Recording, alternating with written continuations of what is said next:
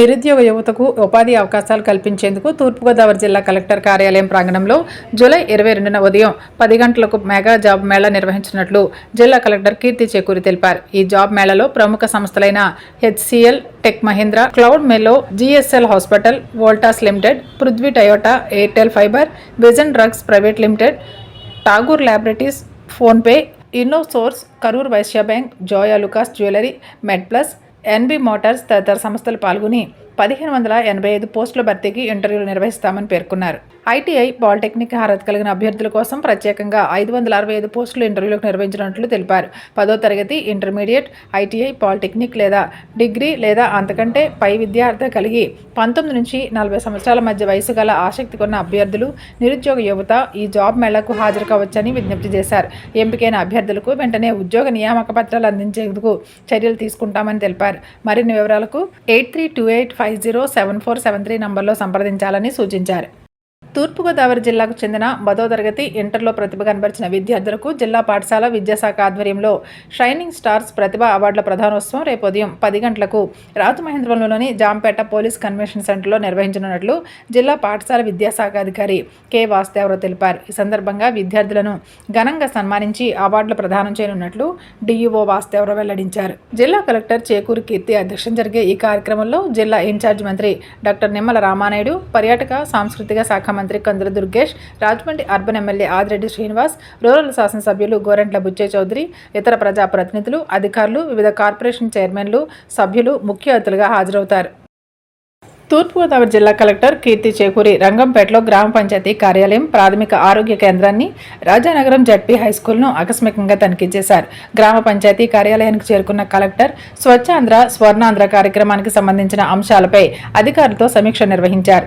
రాష్ట్ర ప్రభుత్వం ప్రతి నెల 3వ శనివారం ప్రతిష్టాత్మకంగా నిర్వహిస్తున్న ఈ కార్యక్రమం ద్వారా గ్రామాల్లో పరిశుభ్రతపై ప్రజల్లో విస్తృత అవగాహన కల్పించాలని సూచించారు. అనంతరం ప్రాథమిక ఆరోగ్య కేంద్రాన్ని ఆకస్మికంగా దర్శించిన కలెక్టర్ ప్రజలకు అందుతున్న వైద్య సేవలను పరిశీలించారు. ఆసుపత్రిలో అందుబాటులో ఉన్న మందులు, నిర్వహిస్తున్న వైద్య పరీక్షలు, ప్రసూతి సేవలు, డెలివరీ కేసుల నమోదుకు సంబంధించిన వివరాలను అడిగి తెలుసుకున్నారు. సాధారణ ప్రసవాల సంఖ్య ఎంత ఉందని ఆరా తీసిన కలెక్టర్ సాధ్యమైనంత వరకు సాధారణ ప్రసవాలను ప్రోత్సహించేలా వైద్య సిబ్బంది సమర్థవంతంగా పనిచేయాలని సూచించారు. గర్భిణులకు తగిన అవగాహన కల్పించి నాణ్యమైన వైద్య సేవలు అందించేలా చర్యలు తీసుకోవాలన్నారు. రంగంపేట వెళ్తూ దారిలో ఉన్న రాజానగరం జడ్పీ పాఠశాలను ఆకస్మికంగా తనిఖీ చేశారు. ఈ సందర్భంగా విద్యార్థులతో ముఖాముఖిగా మాట్లాడిన కలెక్టర్ ప్రభుత్వ పాఠశాలలో అందుతున్న విద్యా ప్రమాణాలపై వారి అభిప్రాయాలను అడిగి తెలుసుకున్నారు. ప్రైవేట్ పాఠశాల నుంచి ఇటీవల జడ్పీ హైస్కూల్లో చేరిన ఓ విద్యార్థిని మాట్లాడుతూ ఇక్కడ బోధనా విధానం ఎంతో బాగుందని చెప్పాడు. మధ్యాహ్న భోజన పథకం అమలు తీరు గురించి కూడా కలెక్టర్ విద్యార్థులను అడిగి తెలుసుకున్నారు. జిల్లా లీడ్ అధికారి వీణాదేవి, ఎంపీడీఓ ఎస్ సాయిబాబా, తహసీల్దార్ పాపారావు, వైద్య ఆరోగ్య శాఖ అధికారులు, గ్రామ పంచాయతీ అధికారులు తదితరులు పాల్గొన్నారు. ఆదిత్య డిగ్రీ కళాశాలకు చెందిన 92 మంది ఎన్ఎస్ఎస్ యూత్ రెడ్ క్రాస్ వాలంటీర్లు, అలాగే ఆదిత్య స్కూల్ ఆఫ్ యానిమేషన్ వాలంటీర్లు కలిపి రాజమహేంద్రవరంలోని గౌతమి ప్రాంతీయ గ్రంథాలయం ఆవరణలో స్వచ్ఛ భారత్ కార్యక్రమాన్ని నిర్వహించారు. ఈ కార్యక్రమంలో భాగంగా వాలంటీర్లు గ్రంథాలయ ప్రాంగణంలో పెరిగిపోయిన చెత్త, కలుపు మొక్కలు, అనవసరమైన మొక్కలు, భారీగా పెరిగిన పొదలు, ఎండిపోయిన చెట్లు, మొక్కలు, ప్లాస్టిక్ వ్యర్థాలను తొలగించి పరిసరాలను పరిశుభ్రం చేశారు. ఈ కార్యక్రమంలో NSS PO doctor GVS Nageswararao, Palakonda Sai, BV Ramadevi, Vimala, B Kiran Kumar ఆధ్వర్యంలో NSS programme officer B Ramakrishna, PVS Krishnarao, GNBA BS Mahalakshmi, doctor Balla Srinivas, Azad Raju తదితరులు పాల్గొన్నారు.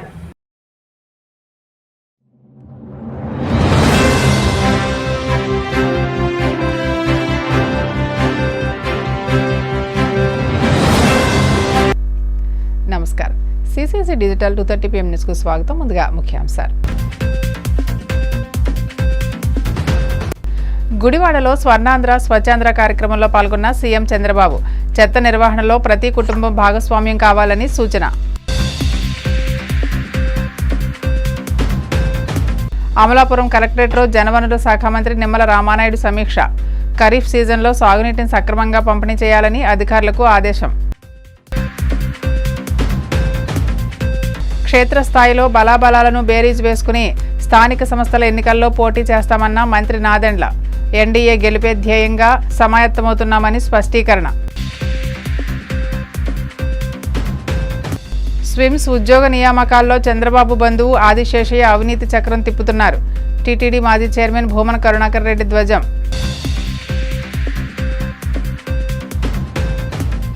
కాలుష్యం మన ఆరోగ్యంపై తీవ్ర ప్రభావం చూపుతుందని సీఎం చంద్రబాబు పేర్కొన్నారు.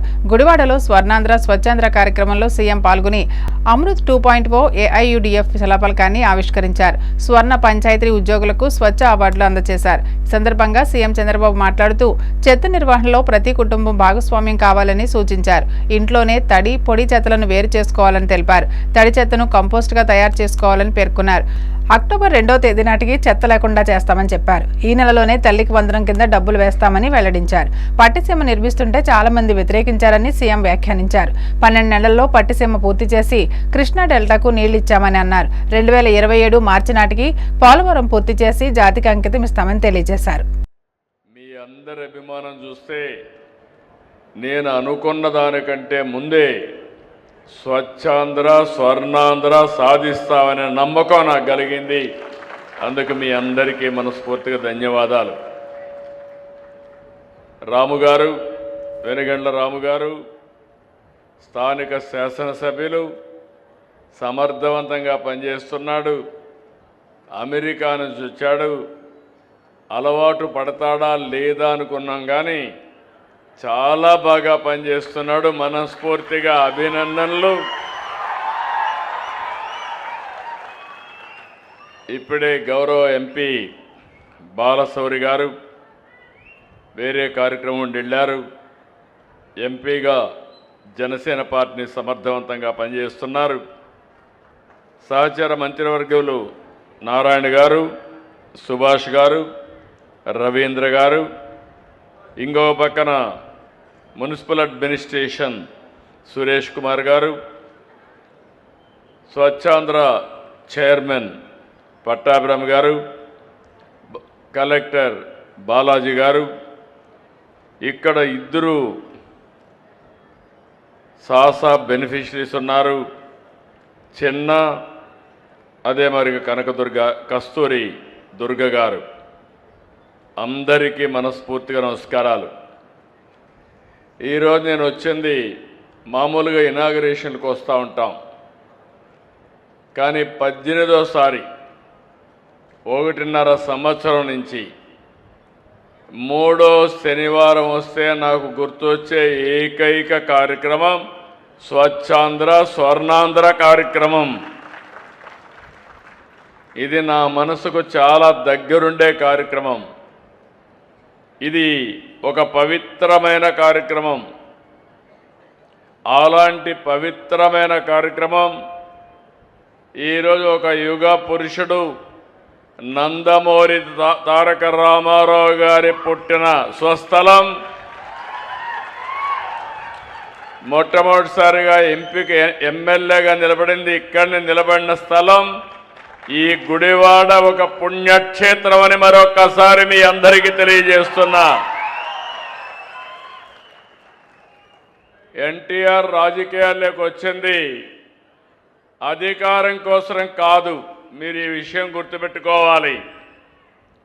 ఆయన ఒకటే ఆలోచించాడు, స్వచ్ఛమైన రాజకీయాలు ఉండాలి, స్వచ్ఛమైన పాలన ఉండాలి, స్వచ్ఛమైన వాళ్లే నాయకులు కావాలి. అలాంటి ఆలోచనతో పార్టీ పెట్టడమే కాకుండా ఆయన ఎప్పటికప్పుడు దాన్ని ఆచరిస్తూ ముందుకు పోయారు. అంత మునుపంతా మీరు ఒక్కసారి చూస్తే రాజకీయాలంటే ఎక్కడికక్కడ దోపిడీ, అధికారం అంటే సేవ కాకుండా ఎక్కడికక్కడ ప్రజల్ని దోచేయడం అనే ఆలోచనలు ఉండేటివి. మొట్టమొదటిసారిగా ఈ దేశంలో పేదవాళ్లకు సంక్షేమ కార్యక్రమాలు ఇవ్వాలని చేసి చూపించిన ఏకైక వ్యక్తి నందమూరి తారక రామారావు గారు అని చెప్పి నేను మీకు తెలియజేస్తున్నా. అభివృద్ధికి కూడా ఒక దారి చూపించారు.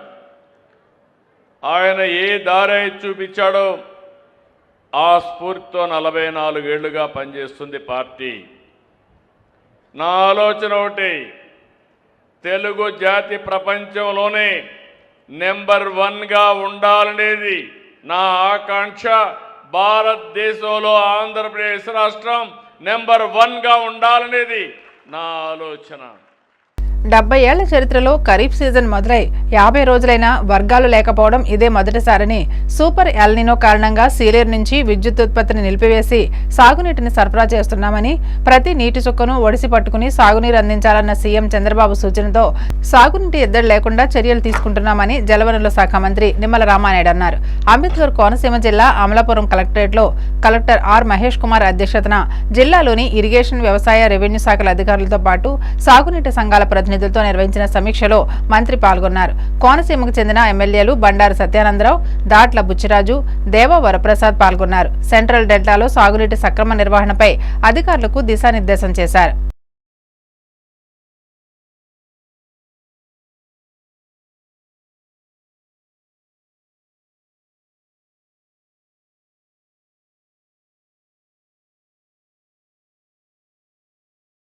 ఇట్లా రోజుకి 15,000 16,000 క్యూసిక్లు జూలై నెలలో మేము చూడలేదని, 1,02 లక్షల క్యూసిక్ల నీరు జూలై నెలలో గోదావరికి వచ్చి ఉండేదని. ఈరోజు గోదావరి 15,000-16,000 క్యూసిక్లు మాత్రమే రావడంతో మరి ఈవేళ ఆ గోదావరికి మరి పైనుంచి కూడా మనం వాటర్ తీసుకుంటున్నటువంటి పరిస్థితి కూడా ఉన్నట్టు సీలేరు నుంచి.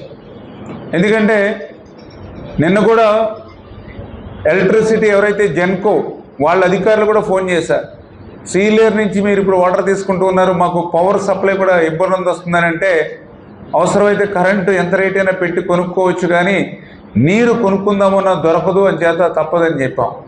అంటే ఏ రకంగా పరిస్థితి ఉంది అనేది ఇవన్నీ కూడా మనకి ఒక ఉదాహరణ అనే విషయాన్ని సందర్భంగా తెలియజేసుకుంటూ ఉన్నా.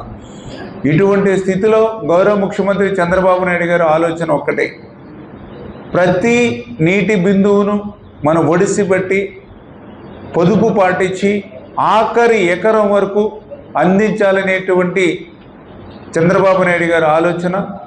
అదేవిధంగా మన డెల్టాలో ప్రత్యేకించి రైతుకి ఆసరాగా ఉండాలని ఉప ముఖ్యమంత్రి పవన్ కళ్యాణ్ గారి ఆలోచన.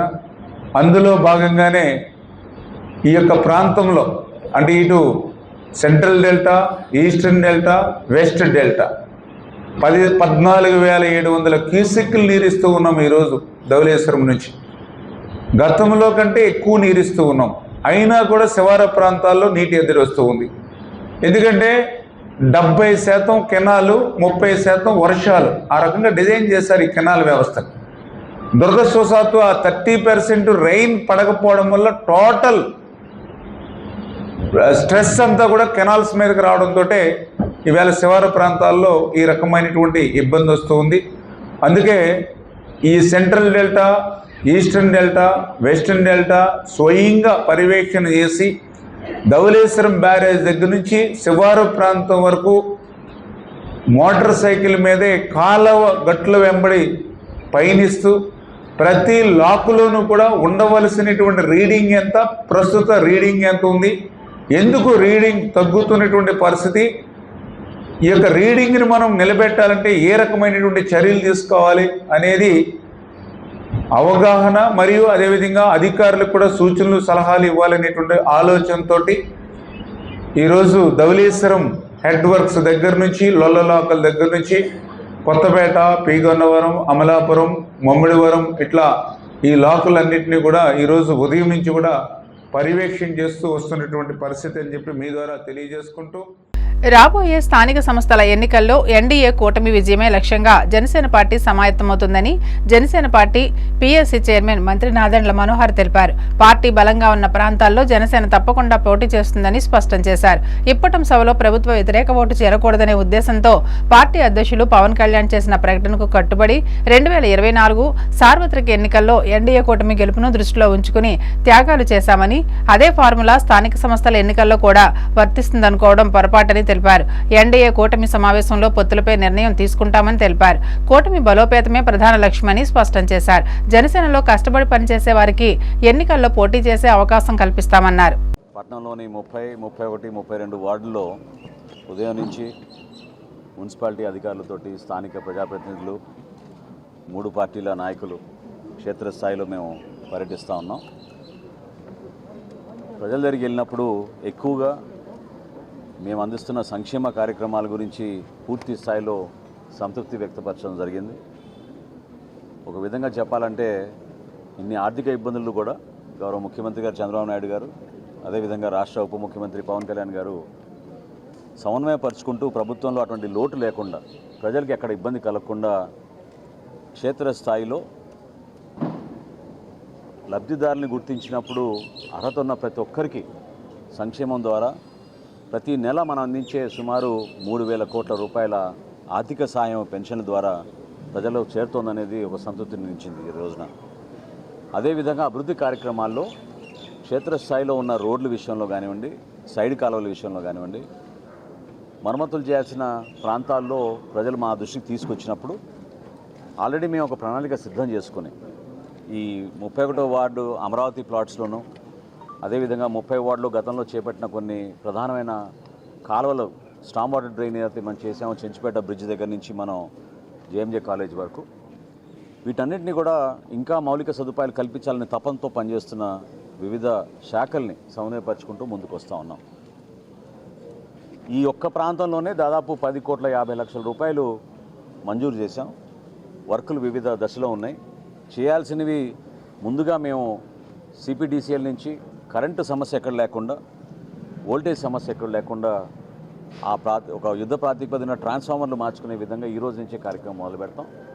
అదేవిధంగా వీధి దీపాల కొరత ఎక్కడ లేకుండా ఈ ప్రాంతంలో కూడా కొంతమంది మా దృష్టికి తీసుకొచ్చారు. మహిళలు ప్రత్యేకంగా కొన్ని సమస్యలు వీధి దీపాల గురించి తెచ్చినప్పుడు ఇమ్మీడియట్గా వాటిని కూడా తీసుకెళ్లే విధంగా మనం ముందుకెళ్తాం. వీటితో పాటు ప్రజలు ఏదైతే కోరుకుంటున్నారో మౌలిక సదుపాయాల కల్పనలో ప్రత్యేకంగా అమరావతి ప్లాట్స్లో 3 పార్కుల నిర్మాణం, ఆ పార్కులతో పాటు వీలైతే అక్కడ పిల్లలకి ప్లే గ్రౌండ్ కూడా ఏర్పాటు చేసి వారికి మౌలిక సదుపాయాలు కల్పించాలని ఒక ప్రయత్నం చేస్తున్నాం. ఈ కార్యక్రమం అయిన తర్వాత అన్నా క్యాంటీన్కి వెళ్ళి అక్కడ ప్రతిరోజు భోజనం ఏర్పాటు ఎట్లా ఉన్నాయి, వాళ్ళతో పాటు భోజనాలు చేసి అక్కడ కూడా వాస్తవ పరిస్థితులు తెలుసుకోవడానికి తప్పకుండా ఒక ప్రయత్నం చేస్తాం. రాజకీయంగా కూటమి మేము 3 పార్టీలు కూడా సమన్వయపరుచుకుంటూ ఎక్కడ కూడా ఎటువంటి గ్యాప్ లేకుండా ఎన్డీఏలో మేము భాగస్వాములుగా ఒక బాధ్యతతోటి గౌరవ ముఖ్యమంత్రి గారు, గౌరవ ఉప ముఖ్యమంత్రి గారు, అదేవిధంగా కేంద్రంలో నరేంద్ర మోడీ గారి నాయకత్వంలో నిధుల విషయంలో ఎక్కడ కొరత లేకుండా మేము చేస్తున్న కార్యక్రమాల్లో భాగంగా రాబోయే రోజుల్లో స్థానిక సంస్థల ఎన్నికలు కూడా సిద్ధమవుతూ ఉన్నాం. ఈ కోణం నుంచి మనం చూసినప్పుడు ప్రతి ఒక్కరికి ఒక అవకాశం కల్పించే విధంగా, ఎక్కడైతే స్థానికంగా నాయకత్వం ఉందో ఆ నాయకత్వాన్ని బలోపేతం చేసే విధంగా ఇక్కడ ఒక మాట మాత్రమే మీకు మీ దృష్టికి తీసుకొస్తున్నాను. ఎందుకంటే ఉదయం నుంచి చాలామంది నన్ను ఫోన్లు చేసి అడిగారు, ఒక పత్రికా వార్తలు వచ్చినాయని. వివిధ మాధ్యమాల్లో కానివ్వండి, పత్రికల్లో వచ్చిన విషయం కానివ్వండి, పవన్ కళ్యాణ్ గారు రాష్ట్ర ప్రజలను దృష్టిలో పెట్టుకుని సార్వత్రిక ఎన్నికలప్పుడు అవసరమైతే మనం తగ్గుదాం, ఏ ప్రాంతంలో మన అభ్యర్థులు ఉన్నారో పార్లమెంట్లో కానివ్వండి, శాసనసభలో కానివ్వండి, వాళ్ళందరికీ కూడా పోటీ చేసే అవకాశం ప్రతి ఒక్కరికి ఈ సందర్భంలో కల్పించలేకపోతామేమో. కానీ రాబోయే రోజుల్లో పార్టీని బలోపేతం చేసుకుంటూ ముందుకెళ్దాం. 2024లో జరిగిన ఎన్నికలు మాత్రం ఓటు చీలనివ్వం అనే మాట ఆయన ఇచ్చినందుకు దాన్ని గౌరవించుకుంటూ ఎక్కడ కూడా పొరపాటు లేకుండా ఆయన నిలబడ్డారు. సో కూటమిలో మేము 4 అడుగులు వెనకేసినా కూడా అది కూటమిలు బలపరచడానికి ఎన్డీఏ భాగస్వాములుగా మేము ఒక బాధ్యతతోటి ముందుకెళ్ళాం తప్ప అది ఈ రోజున కూడా స్థానిక సంస్థల్లో అదే రీతిలో ముందుకెళ్తున్నాను అనుకోవడం అది పొరపాటు. కాబట్టి జనసేన పార్టీలో ఉన్న మా నాయకులు, కార్యకర్తలు వివిధ ప్రాంతాల్లో మేము పర్యటించినప్పుడు వాళ్ళందరికీ కూడా రాబోయే రోజుల్లో కూడా మీకు పోటీ చేసే అవకాశం కల్పించడానికి కోసం తప్పకుండా మీ నాయకత్వం బలోపేతం అయ్యేటట్టు మీరు క్షేత్రస్థాయిలో పర్యటించండి, నిలబడండి. పవన్ కళ్యాణ్ గారు కోరేది కూడా ఒకటే, యువత ముందుకు రావాలి, మహిళలు ముందుకు రావాలి, రాజకీయంగా అందరికీ మనం చక్కటి అవకాశం కల్పించాలి. అటువంటి అద్భుతమైన ఒక వేదిక కష్టపడి జనసేన పార్టీ నిర్మాణం చేసినప్పటి నుంచి కూడా ప్రజల పక్షాన్ని నిలబడి పోరాటం చేస్తూనే ఉన్నారు. కాబట్టి అప్పుడు వర్తించిన ఫార్ములా ఈరోజు కూడా వర్తిస్తుందనే వార్త ఈరోజు వచ్చింది. అది కరెక్ట్ కాదు. మననే మాకు ఎన్డీఏ సమన్వయం చేసుకుంటూ మీటింగ్ చేసుకున్నాం. సో రాబోయే రోజుల్లో మన బలబలాలని బట్టి, మన నాయకత్వాన్ని బట్టి, ఏ మున్సిపాలిటీలో, ఏ జిల్లాలో ఎక్కడ మనకి నాయకత్వం బాగా ఉందో వివిధ పార్టీని సమన్వయపరుచుకుంటూ Telugu Desam party, Janasena party, Bharatiya Janata party 3 కూడా ఒక బాధ్యతతోటి గుడివాడలో నిర్వహించిన స్వర్ణాంధ్ర స్వచ్ఛాంధ్ర కార్యక్రమంలో రాష్ట్రంలోని వివిధ ప్రాంతాల్లో 8 సాలిడ్ వేస్ట్ మేనేజ్మెంట్ ప్లాంట్లను ముఖ్యమంత్రి చంద్రబాబు ప్రారంభించారు. ఈ కార్యక్రమంలో భాగంగా కాకినాడ జిల్లా పెద్దాపురం మున్సిపాలిటీ పరిధిలో 4.06 కోట్లతో సమీకృత ఘన వ్యర్థాల నిర్వహణ కేంద్రాన్ని సీఎం వర్చువల్ గా ప్రారంభించారు. ఈ సందర్భంగా జిల్లా కలెక్టర్ ఎంఎన్ హరేంద్ర ప్రసాద్ మాట్లాడుతూ పెద్దాపురం, సామర్లకోట పట్టణాల పరిధిలో ప్రజల సౌకర్యార్థం పర్యావరణ పరిరక్షణ ధ్యేయంగా పలు భారీ అభివృద్ధి పనులకు ముఖ్యమంత్రి సమక్షంలో శ్రీకారం చుట్టడం జరిగిందన్నారు. రాబోయే రోజుల్లో కాకినాడ జిల్లాను చెత్తరహిత జిల్లాగా తీర్చిదిద్దడమే లక్ష్యమని పేర్కొన్నారు. ఎమ్మెల్యే నిమ్మకాయల చినరాజప్ప మాట్లాడుతూ అమరావతి అభివృద్ధిని చంద్రబాబు ఎంత ప్రతిష్టాత్మకంగా చూస్తున్నారో అంతే ప్రాధాన్యతతో పెద్దాపురం నియోజకవర్గ అభివృద్ధిని కూడా పర్యవేక్షిస్తున్నారని అన్నారు. ఈ కార్యక్రమంలో DCCB chairman Tummala Ramaswamy, Peddapuram municipality special officer RDO Krishnamurthy, municipal commissioner Srikanth Reddy, మాజీ municipal chairman Raju, district public health engineer officer Brahmateja, deputy executive engineer Ramarao, సంబంధిత అధికారులు, ప్రజాప్రతినిధులు, పారిశుద్ధ్య కార్మికులు తదితరులు పాల్గొన్నారు. అందరికీ నమస్కారం. ఈరోజు మన పెద్దాపురం నగరంలో integrated solid waste management plant అనేది గౌరవ ముఖ్యమంత్రి వర్యులు చేతుల మీదుగా ప్రారంభించడం జరిగింది. ఈ కార్యక్రమంలో స్థానిక శాసనసభ్యులు, మాజీ మంత్రివర్యులు చినరాజప్ప గారు పాల్గొన్నారు. వారితో పాటు డీసీసీబీ చైర్మన్ వర్యులు తుమ్మల బాబు గారు, తర్వాత స్థానిక ప్రజలు, ప్రజాప్రతినిధులు అందరూ కూడా పాల్గొనడం జరిగింది. ఈ ప్లాంట్ ద్వారా ప్రతిరోజు కూడా 40 టన్నులు both dry and wet waste, ఈ చెత్తని డ్రై మరియు వెట్ చెత్తని మనము సేకరిస్తూ దాన్ని ప్రాసెస్ చేయడానికి వీలు పడుతుంది. గతంలో ఇవన్నీ కూడా తీసుకువచ్చి ఒక గుంపుగా వేసేసి లెగసీ వేస్ట్ మనము పెంచుకునే వాళ్ళం. అది నేలలో కలిసిపోవడం, అదేవిధంగా గాలిలో కంపు రావడం, ఇదంతా కూడా మనము చూసేవాళ్ళం. దాన్ని అడ్డుకట్టే విధంగా ఈరోజు ఈ చక్కటి కార్యక్రమం మనము ప్రారంభించడం జరిగింది. దాదాపు 4.06 కోట్ల వ్యాయంతో ప్రతిరోజు కూడా 40 టన్నులు కెపాసిటీ ప్రాసెస్ చేసే విధంగా ఈ ప్లాంట్ అనేది ఏర్పాటు చేసుకున్నాము. ప్రస్తుతం మన నగరంలో దాదాపు 25 టన్నులు చెత్త మనం సేకరిస్తున్నాము. ఇప్పుడే ఉన్న చెత్తనే కాకుండా భవిష్యత్తులో జనాభా పెరిగితే కూడా దాన్ని కూడా పరిగణలోకి తీసుకొని 40 టన్నుల కెపాసిటీ గౌరవ ముఖ్యమంత్రి వాళ్ళ ఆదేశాల మేరకు, ఉప ముఖ్యమంత్రి ఒక ఆదేశాల మేరకు మనం చేపట్టడం జరిగింది. ఎప్పుడు నిరంతరం ఒక స్వచ్ఛాంధ్ర సాధించాలనే ఉద్దేశంతో కృషి చేస్తున్న గౌరవ ముఖ్యమంత్రి వాళ్ళకు, అదేవిధంగా దానికి సహాయ సహకారం అందిస్తున్న ఉప ముఖ్యమంత్రి వాళ్ళకు కూడా ఈ సందర్భంగా ధన్యవాదాలు తెలియజేస్తూ, ఇంతే కాకుండా మన సామర్లకోటలో జిందాల్ కంపెనీ వారి ద్వారా 450 కోట్ల వ్యాయంతో వేస్ట్ ఎనర్జీ ప్లాంట్ అనేది ప్రారంభించడం జరిగింది. అవి కూడా మాది కూడా మన స్థానిక శాసనసభ్యుల వారు ఒక సహకారంతో, కృషితో ఆ ప్లాంట్ మన పెద్దాపురం నియోజకవర్గం తీసుకురావడం జరిగింది. చంద్రబాబు నాయుడు గారు మరి వర్చువల్గా మరి ఇక్కడ పెద్దాపురంలోని 4 కోట్ల రూపాయలతో వేస్ట్ మేనేజ్మెంట్ ప్లాన్ని ఓపెన్ చేశారు. మరి ఇది కాకుండా పెద్దాపురంలోనే జిల్లాకు సంబంధించింది 450 కోట్లు, అది కూడా పని వేగంగా జరుగుతుంది. అలాగే ఇది కాకుండా ఇలా సామర్లకోట కూడా 4 కోట్ల రూపాయలతో మరి అది కూడా శాంక్షన్ అయింది. అది కూడా పని ప్రారంభించడం. వేరే ఇంకో శంకుస్థాపన చేసాం. పెద్దాపురం, సామర్లకోట రెండింటికి కూడా డైరెక్ట్గా ఏలేళ్ళ నుంచి మంచినీళ్ళు ప్రజలకు అందించే విధంగా సామర్లకోట పెద్దాపురానికి 35 కోట్లు, సామర్లకోట 35 కోట్లు, పెద్దాపురం 35 కోట్లు మళ్ళీ శంకుస్థాపన చేసాం. అది కూడా 6 months పని పూర్తి చేసే విధంగా చేరింది. అంటే అంత వేగంగా అభివృద్ధి చెందుతాయి పెద్దాపురం. మన చంద్రబాబు గారు వచ్చాడు, ఆ కొండ మీదకి వెళ్ళాడు, ఆ ప్లాన్ చూశాడు, అంత వర్క్ జరుగుతుందా? ఏం మాట్లాడతాడు? డెవలప్మెంట్ జరిగిపోతుంది. ఇలా జగన్మోహన్ రెడ్డి గారు ఎలాగ అమరావతి జరిగిపోతుంది చూస్తున్నాడు, ఈయన కూడా పెద్దాపురం డెవలప్మెంట్ అది చూస్తుంది. ఎందుకంటే అంతకంటే చంద్రబాబు నాయుడు గారు చెప్పారు, చంద్రబాబు నాయుడు బ్రహ్మాండంగా చెప్పి ప్రాజెక్టు కూడా స్విమ్స్లో పారదర్శకతను పూర్తిగా పక్కన పెట్టి నిబంధనలకు విరుద్ధంగా చేపడుతున్న 303 ఉద్యోగాల నియామకాల ప్రక్రియ రాష్ట్రంలో మరో మహా డిఎస్సి తరహా కుంభకోణాన్ని తలపిస్తుందని వైసీపీ అధికార ప్రతినిధి భూమన కరుణాకర్ రెడ్డి తీవ్రస్థాయిలో ధ్వజమెత్తారు. తిరుపతిలో ఆయన మీడియాతో మాట్లాడుతూ ముఖ్యమంత్రి చంద్రబాబుకి అత్యంత సమీప బంధువైన ఆదిశేషయ్య అనే వ్యక్తి స్విమ్స్లో విశ్వవిద్యాలయ వైస్ ఛాన్సలర్ డైరెక్టర్ను సైతం పక్కన పెట్టి వెనుక ఉండి ఈ అవినీతి చక్రాన్ని తిప్పుతున్నారని ఆరోపించారు. టీటీడీ బోర్డు లేదా ప్రభుత్వ అనుమతి లేకుండా కనీసం నిపుణుల కమిటీ నివేదిక కూడా లేకుండానే కొద్దిమంది నిర్దిష్ట వ్యక్తులకు లబ్ధి చేకూర్చేలా విద్యార్హతలు, సిలబస్, ప్రాథమిక వేతనాలతో ఇష్టారాజ్యంగా మార్పులు చేశారని మండిపడ్డారు. తిరుమల తిరుపతి దేవస్థానంలో ఉద్యోగాల మాయాజాలం నడుస్తున్నది. వేదపారాయణదారుల దగ్గర నుంచి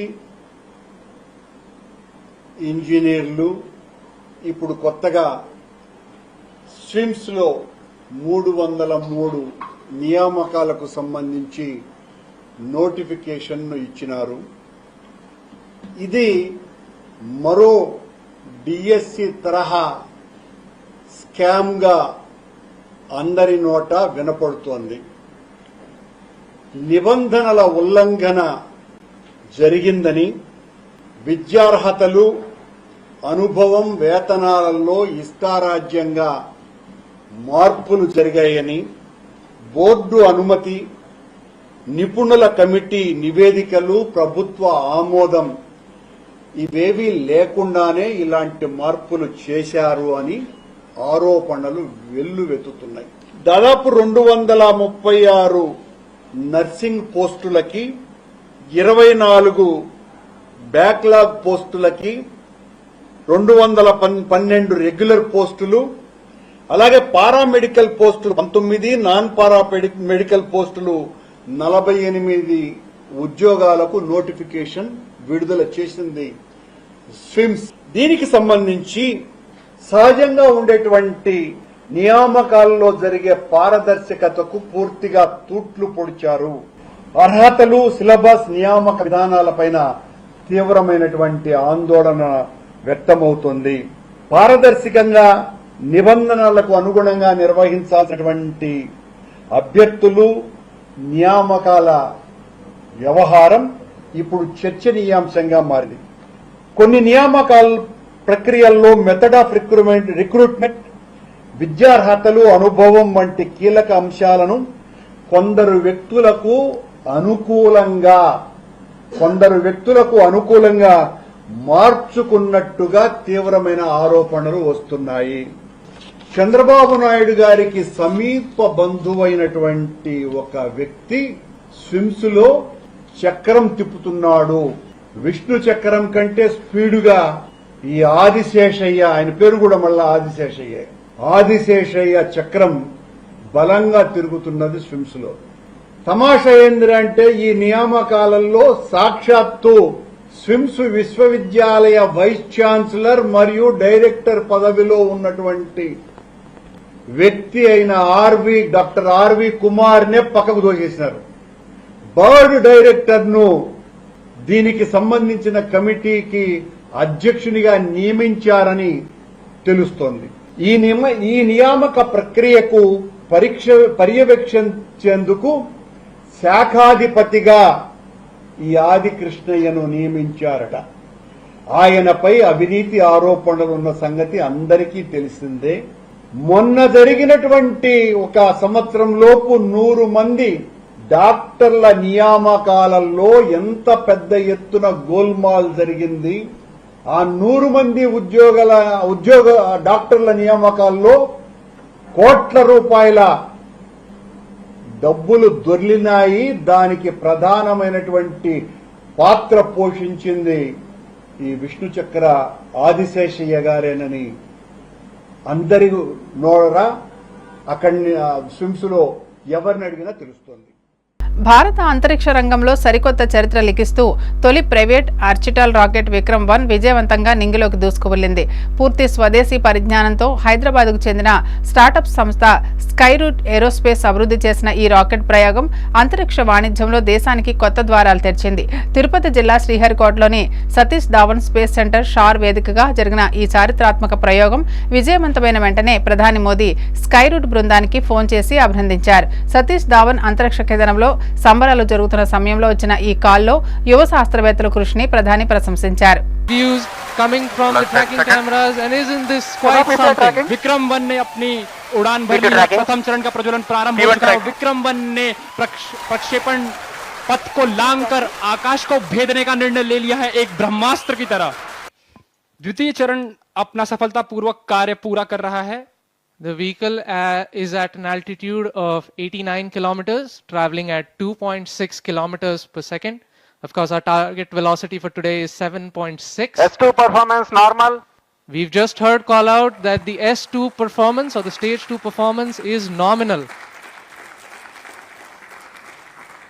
This vehicle has crossed 100 kilometers of altitude, which is the notion of edge of space, and we have reached space, guys.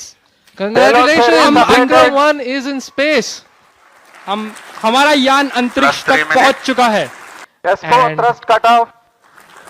And we've got confirmation that we have cut off of the Raman 2 engine, which means Solaris that satellite separate.